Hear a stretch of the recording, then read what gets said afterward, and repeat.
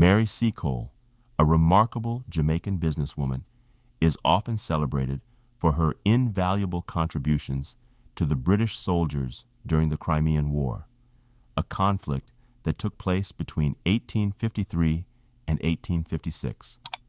Her legacy, though sometimes overshadowed by the more prominent figure of Florence Nightingale, stands as a testament to the resilience, compassion, and determination of a woman who faced significant racial, social, and gender-based challenges in her time. Seacole's story is not only one of heroism, but also one of entrepreneurship and the power of persistence against adversity. Born in 1805 in Kingston, Jamaica, Seacole was the daughter of a Scottish soldier who had settled in Jamaica and a Creole mother. Her mother, a healer and businesswoman, likely had a profound influence on Seacole's path in life. Seacole was trained in herbal medicine and nursing by her mother, and later by the local healers in Jamaica. For Mary, growing up in Jamaica during the early 19th century meant that Mary was exposed to a world of contrasts. The Caribbean was a place where colonial powers, mainly the British, exploited the land and its people, and where racial divisions were keenly felt. Slavery was still widespread in the region, and while some free people of color, like Seacole, were able to find a place within the society, many faced significant social and economic challenges. Nevertheless, Mary Seacole managed to carve out a niche for herself by drawing on her mother's knowledge of herbal medicine and the care of the sick. Seacole's early life was thus shaped by both the challenges and opportunities that came with living in a colonized territory. As a young woman, Seacole became highly involved in caring for the sick and learned various forms of traditional and herbal medicine, which were common practices in the Caribbean at the time. Her mother's background as a healer was instrumental in shaping her approach to medicine. Seacole's talents were not limited to medical knowledge. She was also a skilled businesswoman, helping to run her mother's establishment. She developed an interest in the social and practical aspects of medicine, understanding that it was not just about diagnosing and treating illnesses, but also about providing comfort and support to people in difficult times. By 1826, when Seacole was in her early 20s, she left Jamaica to travel to London. During this time, she sought out further training in medical practice, attending various lectures and gaining practical experience in hospitals and private settings. Her time in London exposed her to different approaches to medicine and the medical profession, but it also revealed some of the social and racial barriers that women of her background had to face in gaining professional recognition. Despite these obstacles, she was determined to pursue her career in healthcare. Her desire to broaden her knowledge led her to study in a variety of fields, including pharmacology and surgery, to better understand the complex needs of patients. Seacole's travels were not limited to Jamaica and London. In 1851, she ventured to Panama, where she became involved in helping people who were suffering from the effects of a cholera epidemic. Her work in Panama was significant for a number of reasons. Not only did it allow her to demonstrate her medical expertise, but it also showed her commitment to public service and her ability to adapt to new challenges. The cholera outbreak in Panama was devastating, but Seacole's skills in treating infectious diseases and providing medical care to those who had been neglected by the authorities earned her considerable respect in the region. In 1854, after several years of successful work in Panama, Seacole made another significant move. She traveled to Central America, where she continued to offer her medical services to those in need. Her time in Central America was pivotal because it marked the beginning of what would become one of her most famous endeavors, her work as a nurse during the Crimean War. However, her experiences in Panama and Central America were also instrumental in shaping the skills and knowledge that she would later use during her time in the war. These years were marked by travel, hardship, and resilience, as Seacole navigated the challenges of providing health care in difficult and often dangerous circumstances. At the time of the Crimean War, Seacole had already built a reputation for herself in Jamaica as a skilled and compassionate healer. However, her ambitions extended beyond her home island. When news of the war reached her, she saw an opportunity to contribute to the British effort by offering her medical expertise. Seacole's decision to travel to the Crimea was not a simple one. She faced significant challenges, including the racial prejudices that were common in both Jamaica and Britain. Despite these obstacles, Seacole's determination to help the soldiers who were suffering from both battle wounds and diseases such as cholera drove her to pursue her goal with unwavering commitment. In 1854, Seacole traveled to England to offer her services to the British War Office. However, her race and gender were immediate barriers to her acceptance. At the time, the British military and medical establishment were predominantly white and male, and the idea of a black woman being involved in the war effort was met with resistance. Seacole's initial offer to volunteer as a nurse was rejected.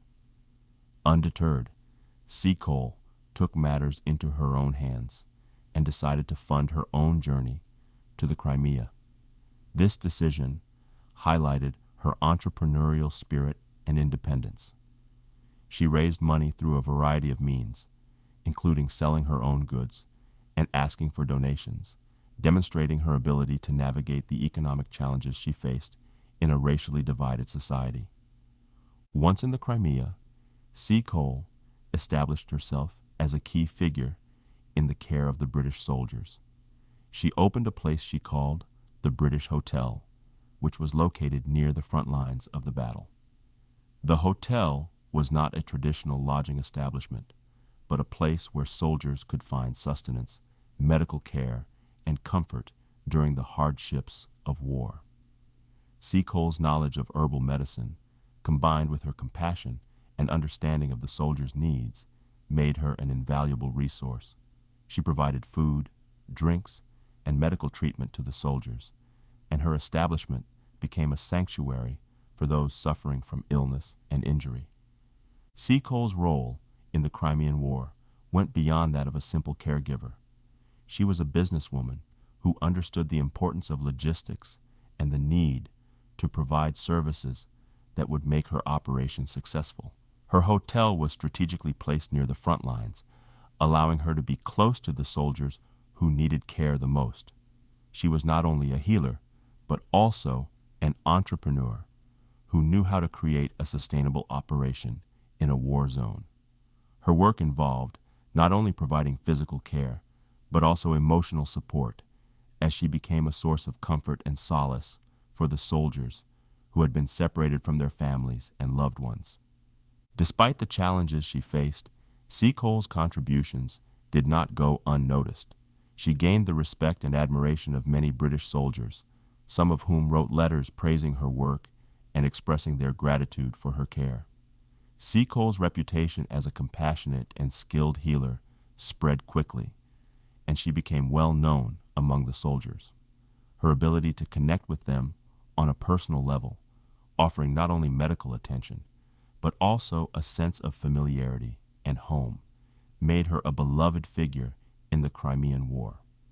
However, her contributions were not immediately recognized by the British authorities, who continued to overlook her work in favor of figures like Florence Nightingale.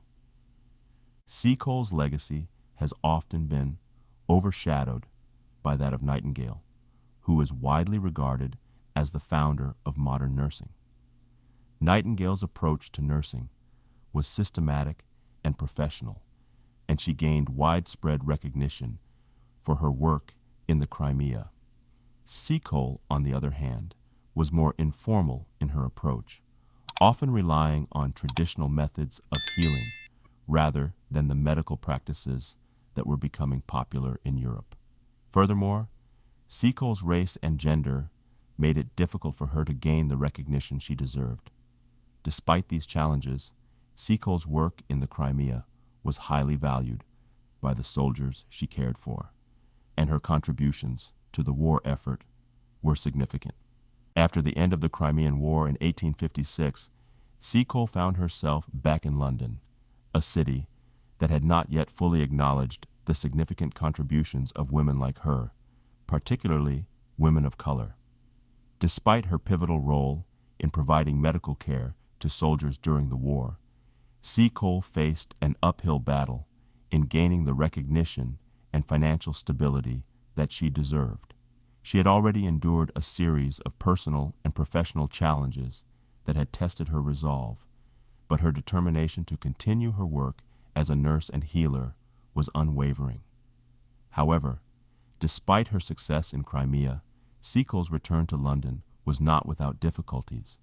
She struggled to find financial stability, as her medical work in the Crimea had not been officially recognized by the British government. In an era when women, particularly women of color, were often excluded from formal positions of power and influence, Seacole faced significant challenges in making a living from her skills. She had also incurred significant debts while in the Crimea, and her business ventures had not been as successful as she had hoped. It was during this time of hardship that Seacole decided to write her memoir, Wonderful Adventures of Mrs. Seacole in Many Lands. Published in 1857, the book was an account of her life and experiences, including her travels to the Crimea and her work as a nurse.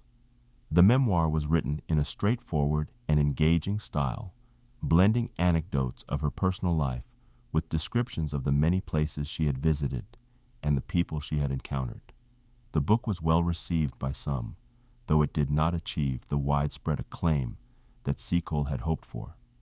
Nevertheless, it provided her with a platform to tell her own story, one that had often been overlooked or misrepresented by the mainstream historical narrative. In the years following the publication of her memoir, Seacole continued to struggle with financial instability, but she also began to gain recognition for her contributions. She was invited to speak at public events, and her work in the Crimea started to be acknowledged by a wider audience.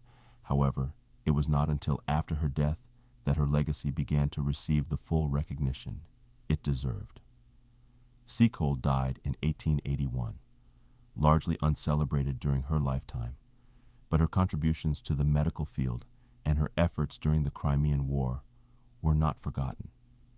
In the 20th century, as discussions of race, gender, and colonialism became more prominent, Seacole's life and work began to receive renewed attention.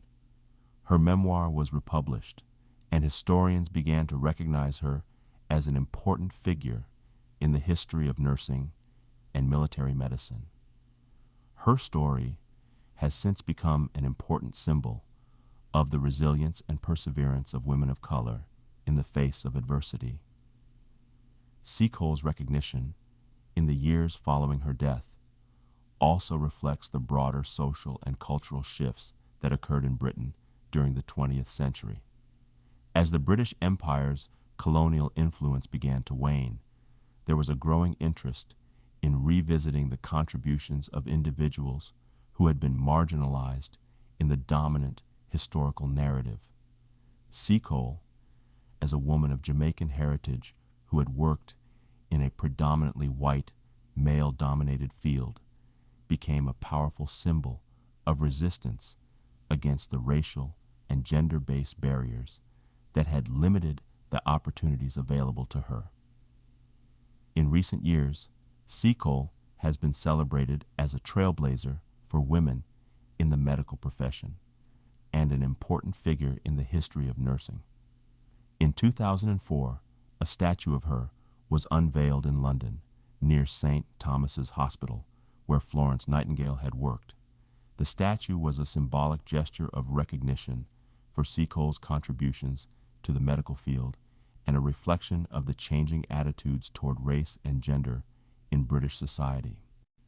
Mary Seacole's contributions to nursing, medicine, and the war effort were instrumental in providing care to the soldiers who fought in one of the most brutal conflicts of the 19th century. Her bravery, skill, and compassion continue to serve as a model for those who aspire to make a difference in the world.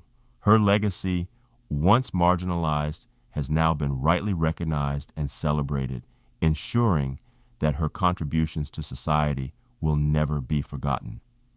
If you like this video and know someone in the military, please share it with them. Thank you for watching.